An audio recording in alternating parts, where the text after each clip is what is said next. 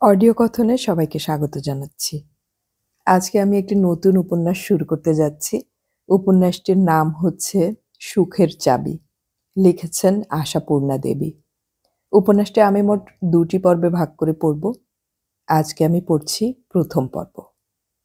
শুরু করছি তাহলে।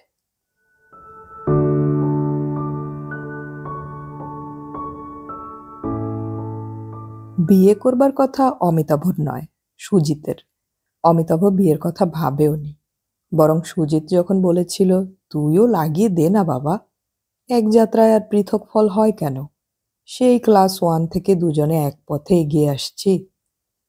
অমিতাভ বলেছিল, দেখ রাগ করিস না, সত্যি বলতে ওই ঘটকালি ঘটানো বিয়েটাকে আমার বিয়ে বলে মনেই হয় না।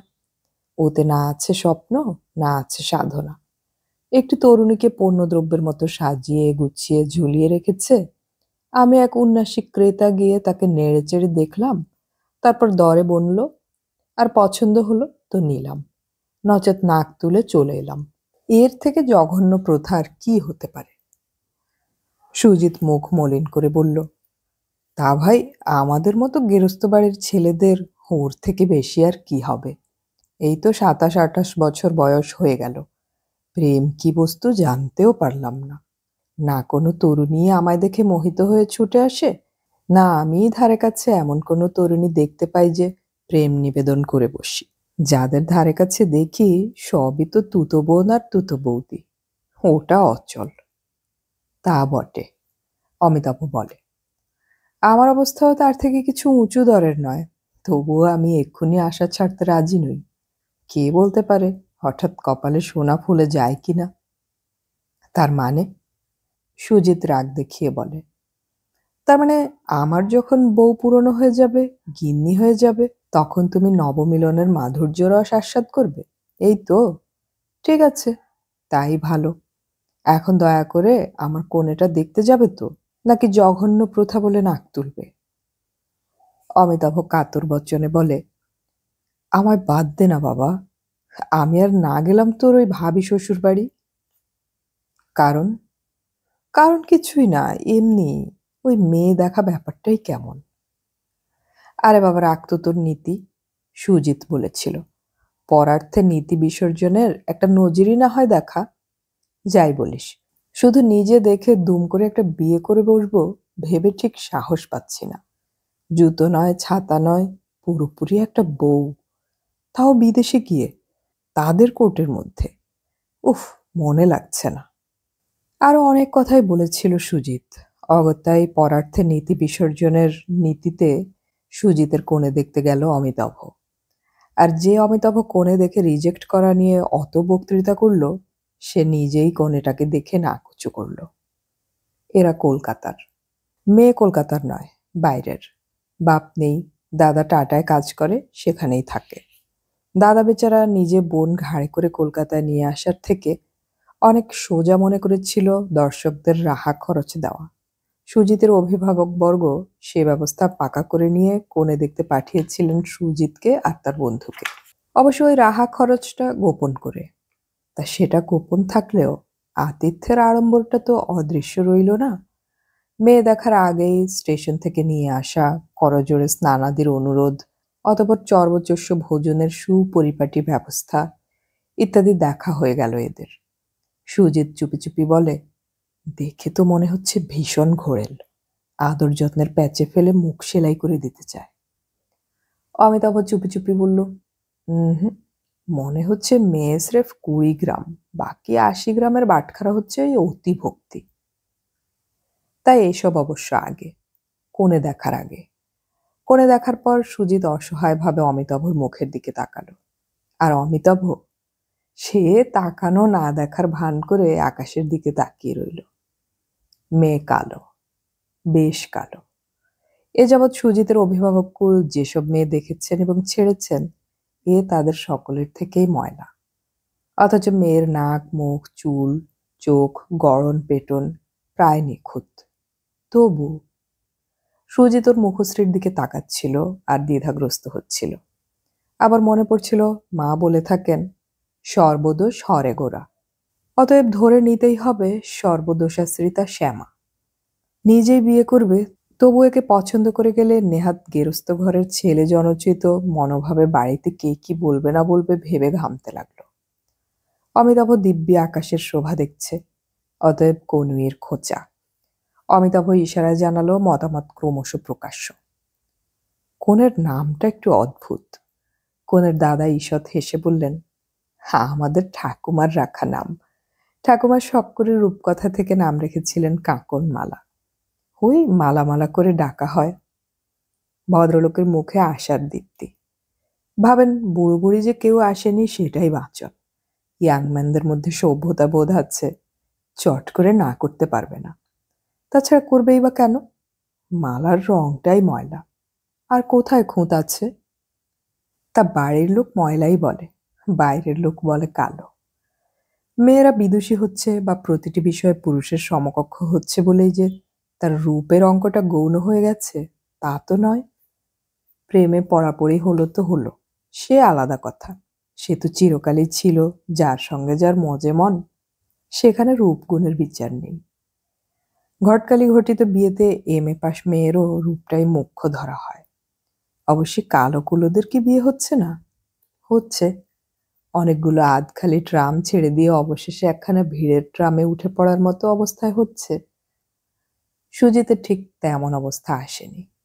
সুজিতের মা, বৌদি, দিদিরা এখনো দ্বিভুজাং হেম গৌরাঙ্গিং রত্নালঙ্কার ভূষিতাং মূর্তির স্বপ্নে নিমজ্জিত।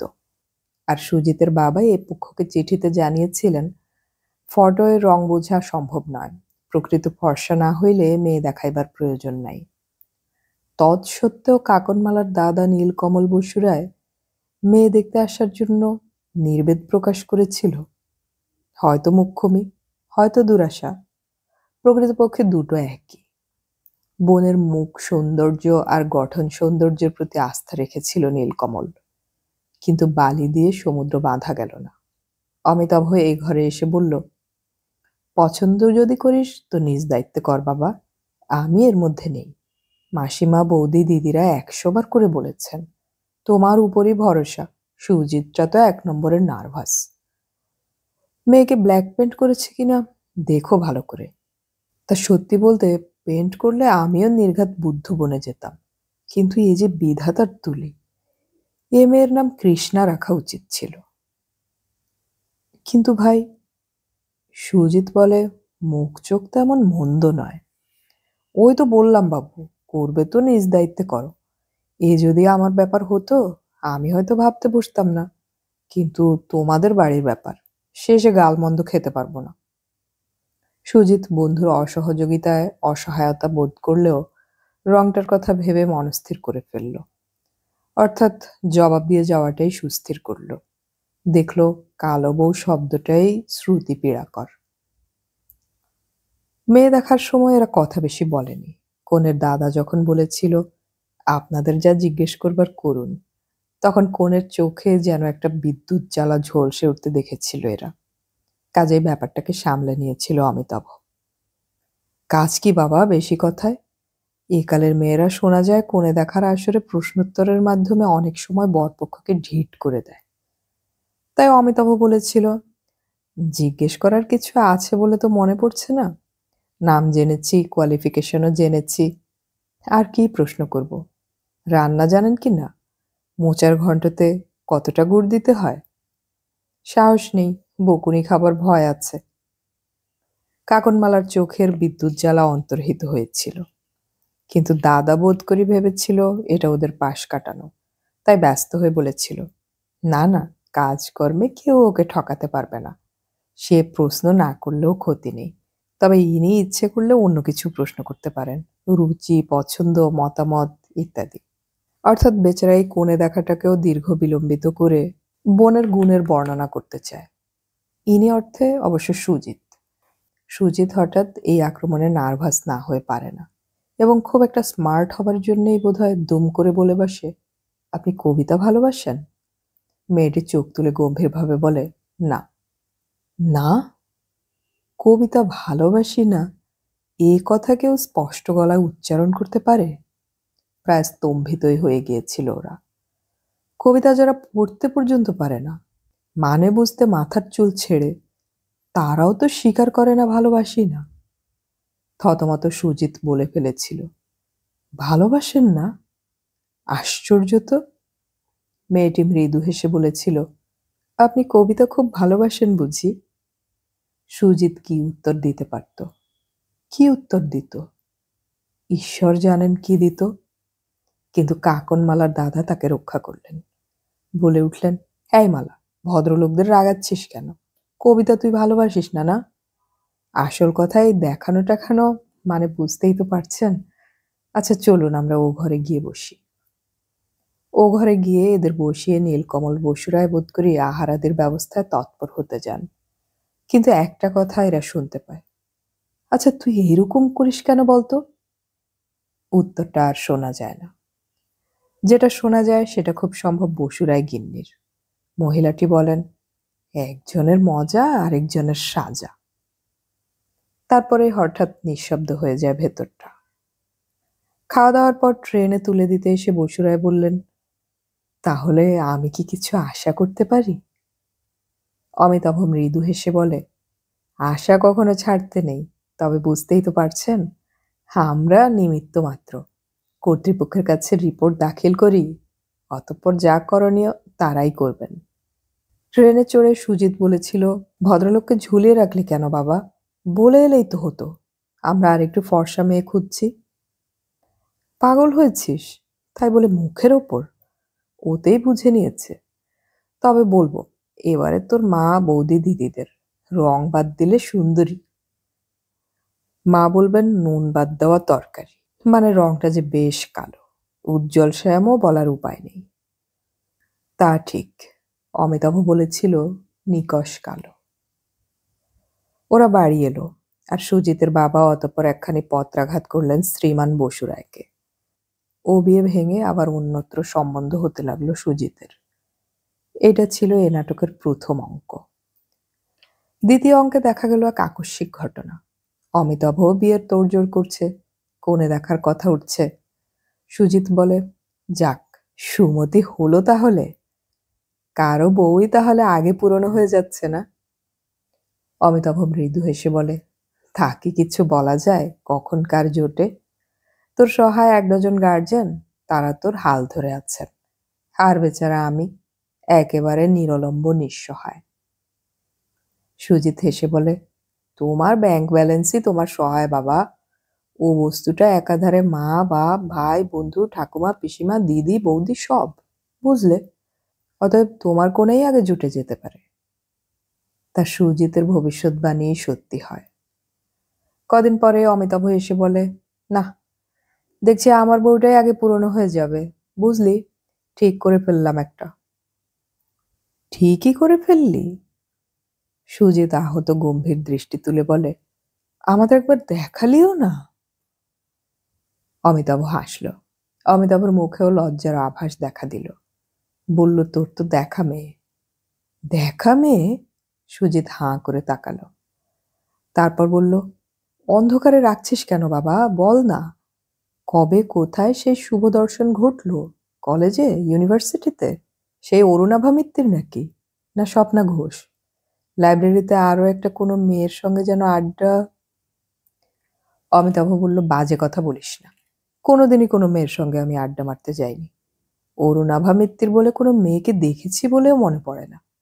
স্বপ্না ঘোষের সাজ দেখলে হাসতাম, মনে আছে? যাক, প্রমাণিত হলো তোমার অনুমান সত্যিই প্রখর নয়। চমকে উঠো না, মেয়েটা টাটার কাকনমালা বসুরায়। চমকে উঠতে বারণ করেছিল অমিতাভ। তবু চমকে উঠল সুজিত। তারপর গম্ভীর হয়ে গেল। অমিতাভ তীক্ষ্ণ দৃষ্টিতে তাকিয়ে দেখছিল ওর মুখের দিকে। দেখছিল সেখানে রঙের খেলা। দেখল প্রথমে সাদাটে, তারপর কালো, তারপর গম্ভীর হলো। গম্ভীর মুখে বলল, ওই লুকোচুরিটার কোনো অর্থ ছিল না। অতএব অমিতাভও গম্ভীর হলো। বলল, লুকোচুরি শব্দটা তোকে ফেরত নিতে হবে সুজিত। সত্যকে সাহসের সঙ্গে স্বীকার করাই ভালো নয় কি? অমিতাভ বিস্মিত হলো। অমিতাভ বিচলিত হলো। অমিতাভ বলল, এত কথাই বা আসছে কোথা থেকে সুজিত? তোমার রিজেক্ট করা জিনিস আমি কুড়িয়ে নিয়েছি, এটাই তো ফ্যাক্ট। সুজিত একটু তিক্ত হাসি হেসে বলল, না, ওর আসল ফ্যাক্ট হচ্ছে রিজেক্টটা তুমি করিয়েছিলে, অথচ দরকার ছিল না। তুমি যদি বলতে। অমিতাভ তীব্র স্বরে বলল, থাম। তারপর দ্রুত পায়ে চলে গেল। সুজিত গুম হয়ে বসে থাকলো, অথচ ভেবে পেল না মেজাজটা হঠাৎ এমন খারাপ হয়ে গেল কেন তার। বাস্তবিকই তো, তার অমিতাভকে করুণা করবারই কথা। সুজিতের অপছন্দ করা মেয়েটাকে ছাড়া আর কোণে জুটল না অমিতাভর। তবু সে যুক্তিকে কিছুতেই দানা বাঁধাতে পারল না। কেবলই জীবনে কখনো যা না হয়েছে তাই হতে লাগলো। অনবরত মনে হতে থাকলো অমিতাভ তাকে ঠকিয়েছে। বন্ধুর সঙ্গে তর্কাতর্কি, কথা কাটাকাটি যে কখনো হয়নি সুজিতের, তা নয়। অনেক হয়েছে। রাজনৈতিক মতবাদ নিয়ে, সাহিত্যের মতবাদ নিয়ে, শিল্প, সমাজ, সিনেমা, সভ্যতা, অনেক কিছু নিয়েই ঘন্টার পর ঘন্টা তর্ক হয়েছে। কখনো কখনো চটাচটিও হয়ে গেছে, কিন্তু তার মধ্যে কোনোদিন সন্দেহ ঢোকেনি। পরদিনই সে রাগ কোথায় উবে গেছে। আজ কিন্তু একটা অশরীরী ক্ষোভ যেন বিদীর্ণ করতে লাগলো তাকে। প্রবঞ্চক আর প্রবঞ্চিত ছাড়া আর কিছু ভাবতে পারল না দুজনকে। কিন্তু সকালের আলো নিয়ে এলো এক বিজয় বার্তা। পরমা সুন্দরী এক কন্যার সন্ধান পেয়েছেন এতদিনে সুজিতের অভিভাবকরা। টুকটুকে ঠোঁট, ফুটফুটে রং, পুতুলের মতো মুখ, ননির মতো হাত পা। কোথায় ছিল এ মেয়ে? ছিল কোথাও না কোথাও। গোলাপ ফোটে বইকি, ফোটে শতদল পদ্ম। আহরণ করবার জন্য জেদ থাকা চাই, অধ্যাবসায় থাকা চাই। দোষের মধ্যে গরিবের মেয়ে, নেহাত গরিবের মেয়ে, তা হোক, তাতে কিছু আসবে যাবে না।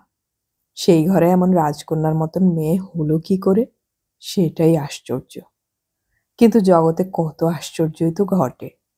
সুজিত মনে মনে হেসে উঠল। এই তো গতকালই তো মস্ত এক আশ্চর্য ঘটে গেল। টাটার নীল কমল পশুরাইয়ের সেই ছাতার কাপড় রঙের বোন কাঁকনমালার জন্যে আমি অমিতাভর সঙ্গে মনোমালিন্য করে বসলাম। তারপর ভাবলাম, দোষ তো আমারই, আমারই গিয়ে ক্ষমা চাওয়া উচিত।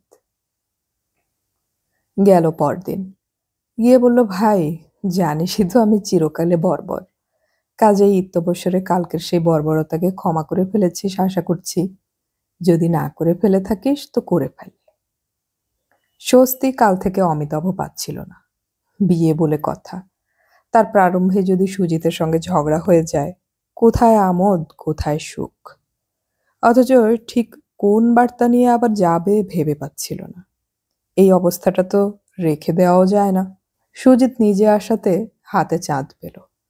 বলল, আমি তো কাল থেকে ভেবে ভেবে কুল পাইনি, তুই হঠাৎ অত ক্ষেপে গেলি কেন? সুজিত বলল, আমিও ভেবে পাইনি। একমাত্র কারণ হতে পারে আমার আগে বিয়ে করে ফেলছিস বলে। আমি হতভাগা কবে থেকে। অমিতাভ ধরতে পারলো কারণটা বানানো। তবুও আপাতত অমিতাভ সেটাই মেনে নিল। তারপর বলল, তাহলে শোন, খুলেই বলি, সেদিন টাটা থেকে ফিরে পর্যন্ত কেবলই যেন অপরাধ বোধ করছিলাম। মনে হচ্ছিল কি অধিকার আছে এইভাবে একটা মেয়েকে অপমান করবার। তারপর মনে হলো এ পাপের প্রায়শ্চিত্ত করা হয়তো এখনো হাতে আছে। আমার তো আর অভিভাবককুল নেই যে কালো মেয়ে বলে নাক কুচকাবে। নীলকমল বসুরায়কে একখানা চিঠি ঝাড়লাম। আমার অবস্থা, বিদ্যেসাধ্যি, সাংসারিক পরিবেশ সব বিশদ লিখে প্রশ্ন করলাম, কাঁকনমালাকে আমার হাতে দেওয়া সম্ভব কিনা, অর্থাৎ কাঁকনমালা রাজি হতে পারবে কিনা। মানে অসভ্যতা তো আর কম করে আসেনি। তার সঙ্গে সঙ্গে রাজির চিঠি। সুজিতের মনশ্চক্ষে টুকটুকে ঠোঁট, ফুটফুটে রং, পুতুল পুতুল মুখ, এক কন্যার ছবি ভেসে উঠল। সুজিত নিকষ কালো কাঁকনমালাকে করুণার দৃষ্টিতে দেখল। বলল, বাংলাদেশের কালো মেয়ের অভিভাবক আর কি করবে বল ভাই, আর কি করতেই বা পারে? অমিতাভ বলল, এখন এখন দেখি হারি কি জিতি। সুজিত মনে মনে হাসল। সুজিতের মুখে এসেছিল, জেতার উপায় আর নেই ভাই। বলল না, মমতাবশতই বলল না। ভাবলো, থাক, কিছুই বলবো না। এখন তো আর নিজে আমি কোণে দেখছি না। বারবার অপছন্দ করার খাটুনিটা খেটে ক্লান্ত হয়ে ছেড়ে দিয়েছি দেখা। অতএব ওকেও আমার আর কোণে দেখানোর প্রশ্ন নেই। একেবারে নিমন্ত্রণ পত্রের মারফত শুনবে। এই হলো দ্বিতীয় অঙ্কের ইতি। ইন্টারভ্যালের পর আবার শুরু।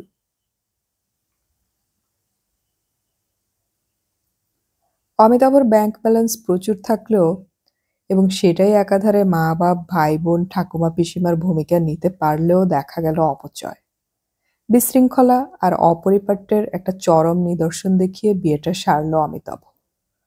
আর সুজিতের এই ব্যাংকের পৃষ্ঠবল খুব একটা না থাকলেও যতটা সম্ভব শৃঙ্খলা সমারোহ আর পরিপাট্যের পরাকাষ্ঠা দেখিয়ে বিয়েটা দিলেন কর্তৃপক্ষ। মোট কথা সুজিতের সেই প্রথম প্রস্তাবটাই বজায় থাকলো। এক যাত্রায় পৃথক ফল হলো না। দিন 15 ব্যবধানে দুই বন্ধুর বিয়ে হয়ে গেল। কারো বউই পুরনো হয়ে গেল না। কিন্তু টাটার নীলকমল বসুরায়ের বোন কাকনমালা কি একটু নতুন বউ?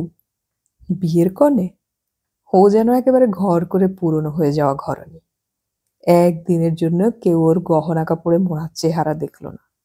ফুলসজ্জার পরদিন থেকে সহজ ঘরোয়া। বাড়িতে একটা চাকর ব্যতীত আর কেউ না থাকলেও বিয়ে উপলক্ষে তো আত্মীয় স্বজন এসেছিল। তারা বউয়ের আকার দেখে গালে হাত দিয়েছিল। এখন প্রকার দেখে পাথর হব হব হলো। বউ ফুলসজ্জার ঘর থেকে বেরিয়ে সকালবেলায় বলে বসলো কিনা, এইবার তো আপনাদের নিয়ম লক্ষণ ইত্যাদি মিটেছে, এইবার আমাকে একটা নিজের শাড়ি পরতে দেবেন তো? মাসতুতো ননদ অবাক হয়ে বলল, নিজের পরের কি গো, সবই তো তোমার। বউ বলল, সবই আমার, শুনে ভালো লাগছে, কিন্তু কাজে লাগবে না, আমি রঙিন শাড়ি পরি না। ননদকে যৌবনাবধি সাদা থান পরে কাটাতে হয়েছে, তাই বউয়ের এই ঘোষণায় তার আফসোসের সঙ্গে গায়ে জ্বালা ধরে গেল। বলল, নতুন বিয়ের কনে রঙিন শাড়ি পরি না, কি কথা! ওসব অনাছিষ্টি খেয়াল রাখো বাপু, এই শাড়ির পাহাড় হবেটা কি? বউ বলল, আমি কি করব বলুন, কেনার সময় যদি একবার অন্তত আমার রুচি পছন্দটা জেনে নেওয়া হতো।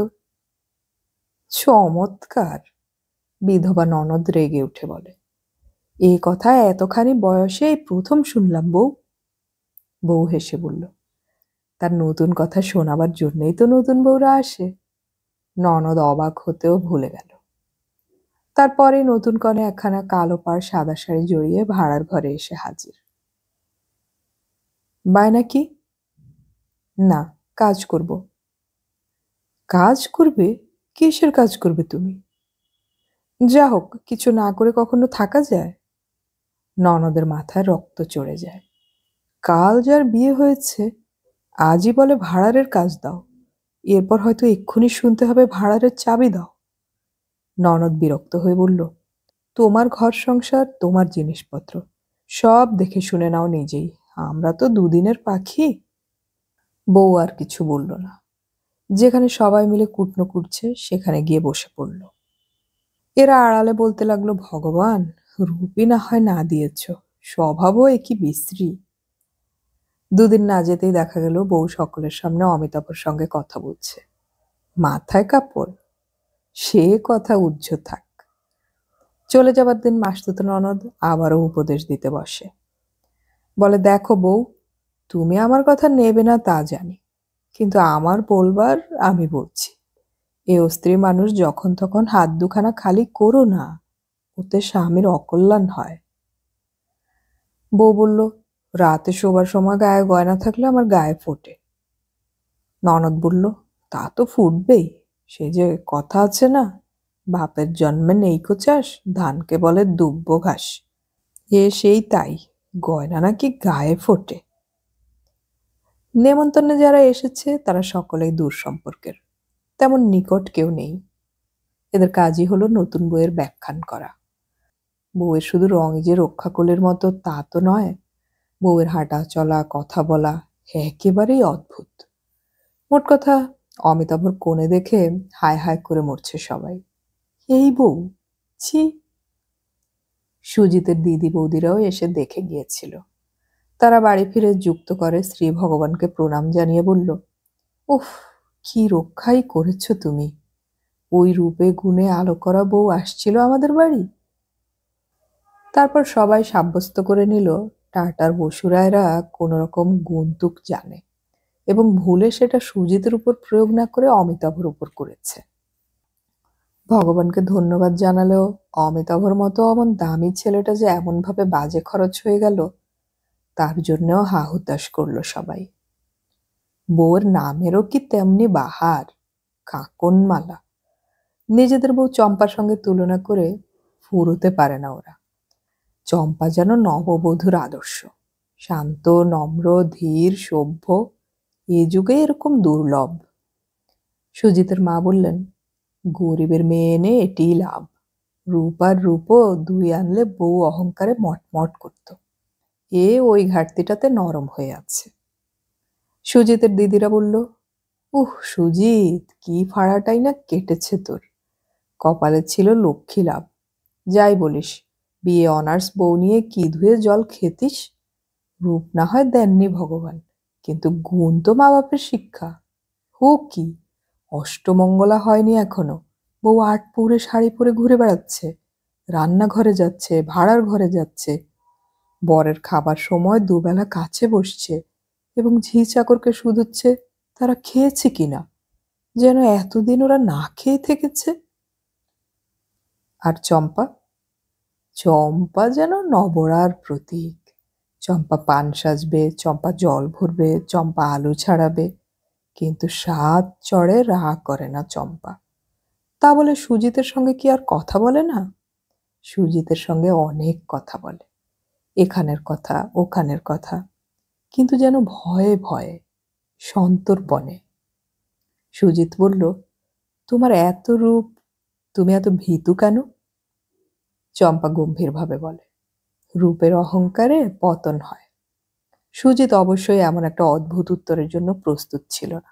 সেও গম্ভীর হয়, বলে, এমন সেকেলে কথা শিখলে কোথায়? চম্পা উত্তর করে, সৎ কথা মানেই সেকেলে কথা, পিসি তাই বলে। সুজিত মর্মাহত হয়। অনেকদিন থেকে একটি বউয়ের জন্য উদ্গ্রীব হয়ে থাকা তৃষিত চিত্তখানি ক্ষুব্ধ নিঃশ্বাস ফেলে। বাড়ির সকলের নিতান্ত প্রিয় হলেও যার বউ, তার মনে হয়, আমিই কি তবে ঠকলাম? কিন্তু সে তো দিনের বেলা। রাতে যখন এক থোকা চম্পক কলি সদৃশ্য সেই কোমল দেহখানি আয়ত্তের মধ্যে আসে, তখন সেই টুকটুকে ঠোঁট দুটো আদুরে ভঙ্গিতে ফুলে ফুলে যুক্তাক্ষর বর্জিত সুরে বহুবিধ গুঞ্জন করে, এবং যখন রূপ, রস, গন্ধ, স্পর্শের সম্মিলিত কারসাজিতে বুদ্ধিবৃত্তি সম্পূর্ণ ভোঁতা হয়ে যায়, তখন মনে হয় সৌভাগ্যের তুলনা নেই। ভাব জমানোর জন্য বলে, আমার বন্ধু অমিতাভকে তুমি দেখেছ? চম্পা ঘাড় হেলিয়ে বলে, হ্যাঁ, সেই যে, যিনি সীতাহারের মতো নেকলেস সেটটা দিয়েছিলেন তিনি তো। বউ জিনিসটা যেন একটা সম্পত্তি, তেমনি রীতিমতো বিপত্তিও। সব পুরুষই সেটা টের পায়, কেউ প্রত্যক্ষে, কেউ পরোক্ষে। এখন সুজিত প্রত্যক্ষেই বিপত্তি বোধ করল। সীতাহার এবং নেকলেস সেট দুটোই তার কাছে সমান দুর্বোধ্য লাগলো। বলল, ওই বস্তুটা কি? ও মা, জানো না নাকি? না, হার, চুড়ি, বালা এসবই তো দেখেছি। সে তো 12 মেশে। বউ মহোৎসাহে বোঝাতে চেষ্টা করে 12 মেশে এবং পোশাকিতে পার্থক্য কি। কিন্তু সুজিতের যেন হঠাৎ ভিতরে একটা হায় হায় করা শূন্যতা বোধ হয়। মাখনের মতো নরম গা বউয়ের কথাগুলো বিষ লাগে। কষ্টে বলে, শুধু গয়না দিয়েছিল বলেই মনে আছে ওকে? চম্পা হঠাৎ চাপা গলায় খিলখিল করে হেসে ফেলে বলে, আরও একটা কারণেও মনে আছে। সুজিত আশান্বিত হয়, তবু বউয়ের মধ্যে কিঞ্চিত কৌতুক রস আছে দেখে পুলকিত হয়। বলে, হেসেই গলে গেলে যে, কারণটা কি? চম্পা হাসি থামিয়ে বলে, পরে ওর বউ দেখে মনে আছে। ওর বউ, বাবা, অমন বেটা ছেলেটার ওই মহাকালী বউ, আবার নাকি শুনলাম ওটি তোমার ঘাড়েই চাপছিল। কারণ বলতে দৃশ্যত কোনো কারণ নেই, তবু হঠাৎ পা থেকে মাথা অবধি যেন রাগের একটা বিদ্যুৎ প্রবাহ বয়ে যায় সুজিতের। হঠাৎ উঠে বসে বলে, সেটা হলে ভাগ্যবান বলে মানতাম। চম্পাও উঠে বসে, ক্ষীণস্বরে বলে, কি বললে? যা বলেছি ঠিক বলেছি। সুজিত নিষ্ঠুর গলায় বলে, তোমার মতো মাকাল ফল নয় ওর বউ, তোমার মতো ডল পুতুলও নয়, সত্যিকারের একটা মানুষ। সহসা একটা আশ্চর্য পরিবর্তন ঘটে। যে বউকে নিতান্ত খুকি ছাড়া আর কিছুই মনে করতে পারত না, সেই বউ হঠাৎ আহত ফনা ফণিনীর মতো ফোঁস করে উঠে বলে, তাকে বিয়ে করে সেই সৌভাগ্যের অধীশ্বর হলেই পারতে।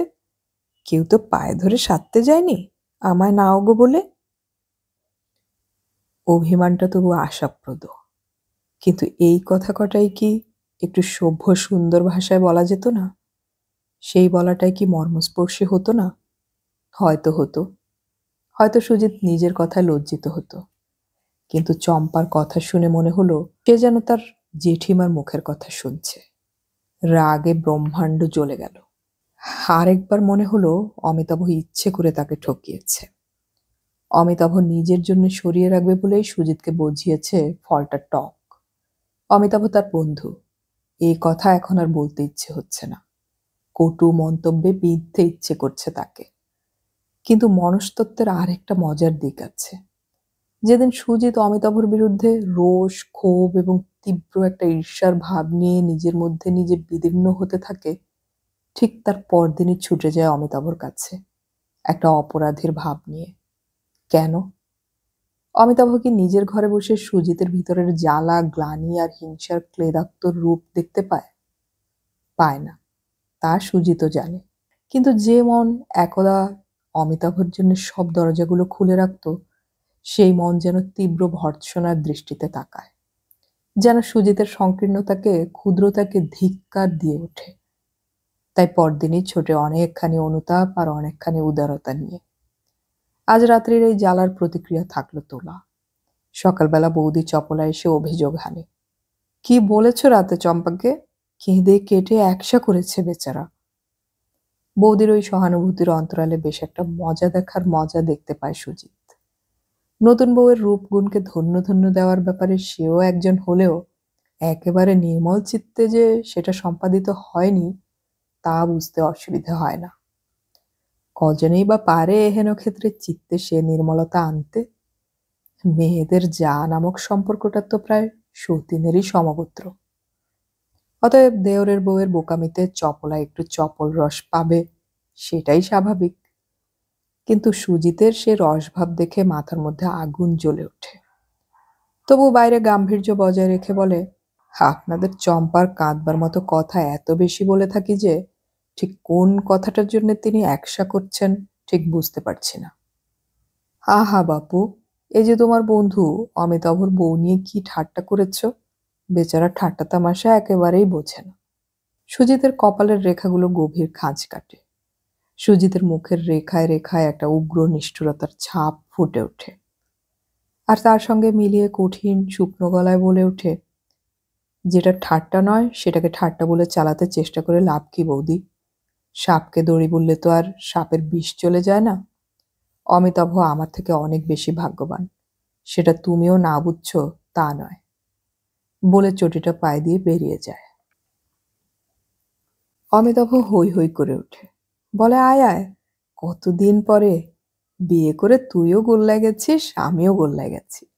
কতদিনটা অবশ্য কয়েকদিনই, কিন্তু আগে যে ছিল নিত্য দেখা।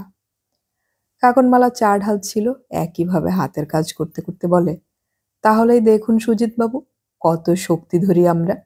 আপনাদের মতো এমন এক একখানি বীর পুরুষকে গোল্লায় পাঠাতে আমাদের 2 মাসও সময় লাগে না। অমিতাভ প্রতিবাদ করে বলে, আমি মোটেই বলিনি বউ পেয়ে, বলেছি বিয়ে করে, সেটা নিজস্ব ব্যাপার। তারপর সকালবেলায় শুভাগমন যে, মুখ দেখে মনে হচ্ছে প্রিয়ার সঙ্গে কলহ হয়ে গেছে একপালা। সুজিত একখানা চেয়ারে বসে পড়ে বলে, থাম বাবা, ওইসব পচা রসিকতাগুলো আর করিস না, অসহ্য। শ্রীমতী কাকনমালার হাতের এক পেয়ালা চা খাওয়া যাক বরং তাড়িয়ে তাড়িয়ে। শ্রীমতী কাকনমালা, হ্যাঁ, এই নামেই সম্বোধন করে সুজিত বন্ধুর স্ত্রীকে, যে নাকি তার স্ত্রীও হলে হতে পারত।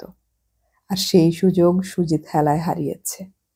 কিন্তু সুযোগ, সৌভাগ্য, এমন সব অদ্ভুত কথা ভাবে কেন সুজিত?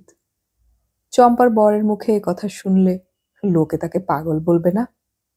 কাকনমালার ওই নিখুঁত নাক, চোখে গড়া, মুখে যে বুদ্ধির দীপ্তি, সে কি ওর ওই কালো রঙের নিচে ঢেকে যায় না? ওর ওই ছিপছিপে সুঠাম কালো পাথরের স্ট্যাচুর মতো দেহটা কি পুরুষের বুকের রক্ত চঞ্চল করে তুলতে সক্ষম? ওর ওই মাজা চাঁচা লম্বা হাত দুখানা কি সাপের সঙ্গে ছাড়া আর কিছুর সঙ্গে তুলনা করা চলে? সেই বাহুলতাকে কি গলায় জড়িয়ে নিতে স্বাদ হয় কোনো বাসনামত্ত পুরুষের? না, আপাত দৃষ্টিতে কাকনের চেহারার মধ্যে কোনো আকর্ষণ আছে বলে বোঝা যায় না। কিন্তু কোথায় লুকোনো আছে তবে সেই আকর্ষণ, যা সুজিতকে অহরহ ভিতর থেকে টানে, যা তাকে চম্পার কাছ থেকে ঠেলে সরিয়ে দেয়। নিজের কাছে স্বীকার করতে দ্বিধা নেই, কাকনমালার প্রতি তীব্র একটা আকর্ষণ বোধ করে সুজিত। আর কিছুতেই যেন মন থেকে মুছে ফেলতে পারে না, যেন তার উপর একটা অধিকার বোধ আছে ওর। কি হাস্যকর এই বোধটা, পাগলামের নামান্তর। কাকন চা ঢালল, সামনে এনে দিল, নিমকি দিল, তারপর বসে পড়ে বলল, আপনার বন্ধুর কথাই পুনরুচ্চারণ করছি আমি। আপনার চেহারা কাহিল, আপনার মুখটা হৃত সর্বস্বের মতো লাগছে। কি ব্যাপার? সুজিত উড়িয়ে দেবার সুরে বলল, আমাদের আবার চেহারা, তার আবার কথা। ঘুরে ফিরে কাজ করছে কাকন। সেসব লক্ষ্য করতে করতে হঠাৎ একটা মতবাদে এসে ঠেকে সুজিত। মানুষকে আকর্ষণ করে রূপ নয়, গুণ নয়, অন্য কোনো মহিমা নয়, শুধু কথা, বুদ্ধিতে সানানো ধারালো কথা। ভোঁতা কথা অসহ্য, ধারালো কথা চুম্বক পাথর। চম্পা তার কাজলের কালো চোখ আর আঙ্গুরের মতো ঠোঁট নিয়েও ব্যর্থ, শুধু ভোঁতা ভোঁতা কথার জন্যে। প্রথম দিনটার কথা আজ আবার নতুন করে মনে পড়ে গেল সুজিতের, যেদিন অমিতাভর বউ দেখে গিয়ে সুজিতের দিদি বলেছিল, এ বাবা তোক ছাড়া আর কিছুই নয়, নইলে বন্ধুর জন্য বাতিল করে এসে আবার কেউ নিজে বিয়ে করে এই মেয়েকে। সেদিন হঠাৎ কেমন চাঞ্চল্য বোধ করেছিল সুজিত। মনে হয়েছিল দেখে আসি তো কেমন সেই গুণ। তুক। তার আগের দিন ফুলসজ্জা হয়েছিল, তবু কাকন একটা সাদা শাড়ি পরেছিল, কমলা রং পাড় সাদা শাড়ি। আর কেন কে জানে সুজিত এসে প্রথম ওই কথাটাই তুলেছিল। কেন তুলেছিল সে কথা জানে না সুজিত। এমন একটা মেয়েলি কথা ছাড়া আর কোনো কথা খুঁজে পায়নি কেন সে? কেন কে জানে, তবে ওই প্রশ্নটাই করে বসল। আজ এরকম শাড়ি পরেছেন কেন? কাকন চমকালো না। কাকন জানতো সুজিতের সঙ্গে মুখোমুখি তাকে হতেই হবে। গতকাল বহু নিমন্ত্রিতের ভিড়ে কে কখন এসেছে দেখেনি, আজ দেখল, প্রশ্নও শুনল। হেসে বলল, কেন, শাড়িটা খারাপ? খারাপ নয়, তবে এখন তো মেয়েরা ভালো শাড়ি টাড়ি পরে। কাকনের ঠোঁটের কোণে কি হাসি উকি মারল। মারা অসম্ভব নয়, তবে কাকন কথাটা বলল খুব সরলতার ভঙ্গি নিয়ে। ভালো শাড়ি পরলে আমাকে খুব ভালো দেখাবে বলে আপনার মনে হয়? সুজিত মাথা নিচু করল। সুজিত মনে করতে পারল না টাটায় সেদিন কি শাড়ি পরেছিল কাকন। সাদা শাড়ি? সুজিত তারপর বলল, জানি, জানতাম।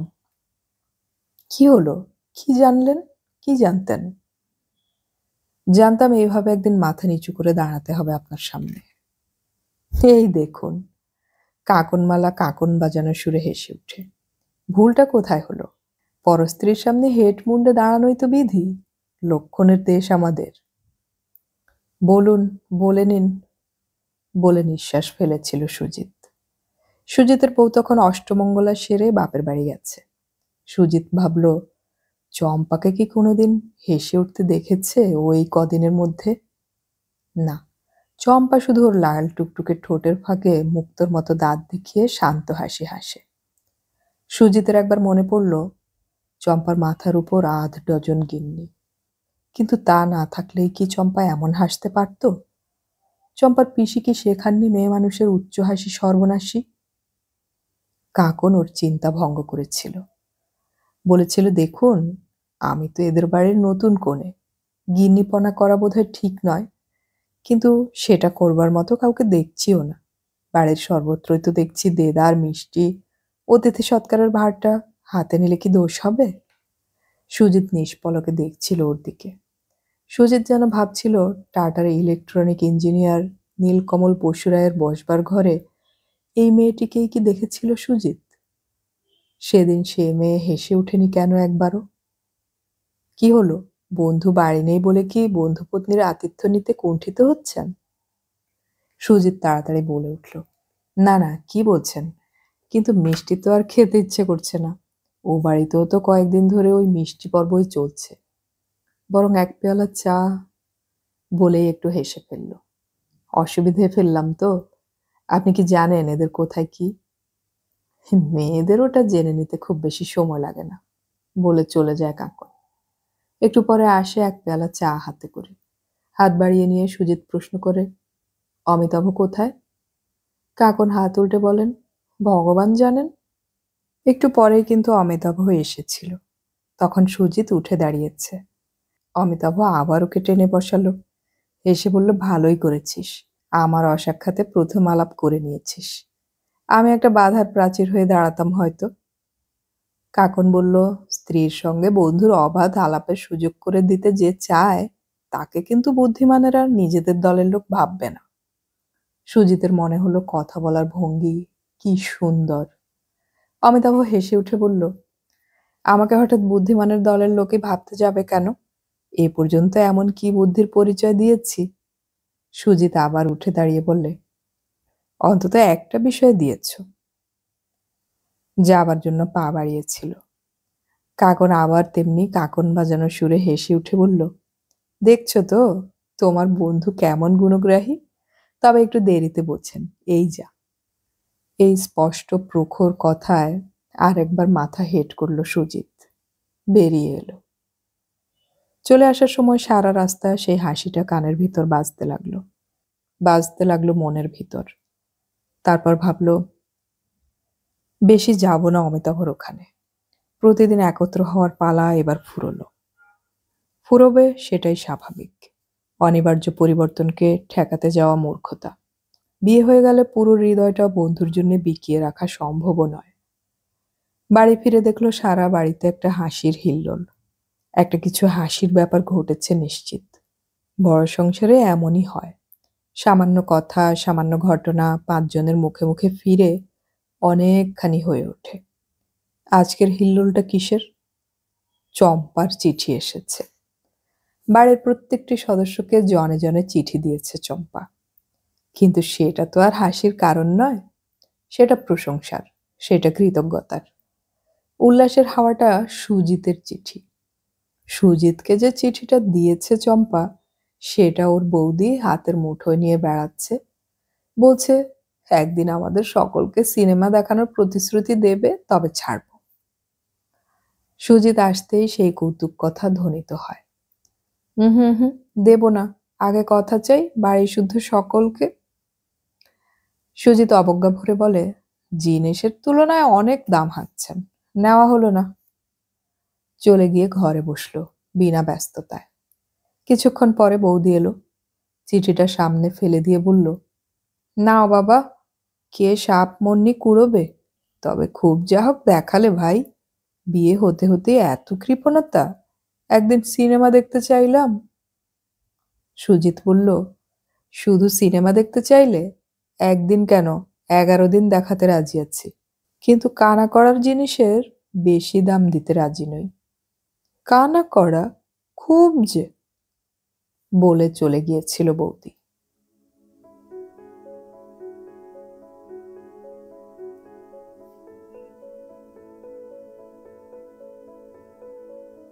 এতক্ষণ আমি পড়ে শোনালাম আশাপূর্ণা দেবীর উপন্যাস সুখের চাবি এর প্রথম পর্ব। উপন্যাসটির শেষ পর্ব আমরা খুব শীঘ্রই আপলোড করার চেষ্টা করব, শোনার আমন্ত্রণ রইল। অডিও কথনে আমাদের গল্প পাঠ ভালো লাগলে চ্যানেলটি সাবস্ক্রাইব করে রাখুন এবং বন্ধুদেরকে শেয়ার করুন। আমাদের গল্প পাঠ আপনাদের কেমন লাগছে তা কমেন্টে অবশ্যই জানাবেন। গল্প পড়ি, গল্প শুনি, বাংলা গল্প ছড়িয়ে পড়ুক সবখানে।